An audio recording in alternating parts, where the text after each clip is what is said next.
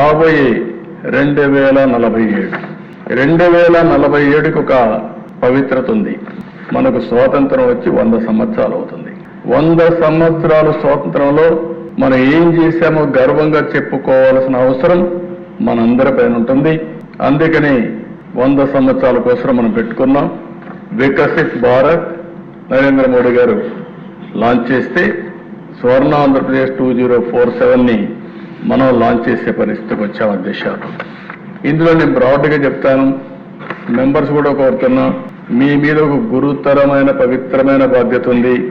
మీరు కరెక్ట్గా ఈ విజన్ని మీరు అర్థం చేసుకుని మీ నియోజక పరిధిలో మీరు కూడా ఒక విజన్ తయారు చేసి ఏ బాధ్యత అయితే, ఏ మ్యాండేట్ అయితే, ఏ నమ్మకం అయితే మీ మీద పెట్టుకున్నారో ఆ నమ్మకాన్ని మీరు కూడా వారి రుణం తీర్చుకునే కార్యక్రమానికి శ్రీకారం చుట్టాల్సిన అవసరం ఉంది.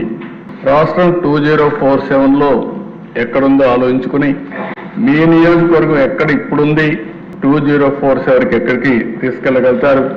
ఓసారి మీరు అనుకుంటారు కాన్స్టిట్యున్సీ మారుతుంది కాబట్టి మనకెందుకు వచ్చిందే, అప్పుడు వచ్చినప్పుడు చూసుకుందాం, గెలిస్తే చాలని. కానీ మీ అందరికీ ఒక ట్రాక్ ఉంటుంది, మీ నాయకులకు అందరూ కూడా పేరు ఉంటుంది. ఎవరు బాగా సేవలు చేస్తే ఏ నియోజకవర్గమైనా ప్రజలు మీతో ఉంటారు.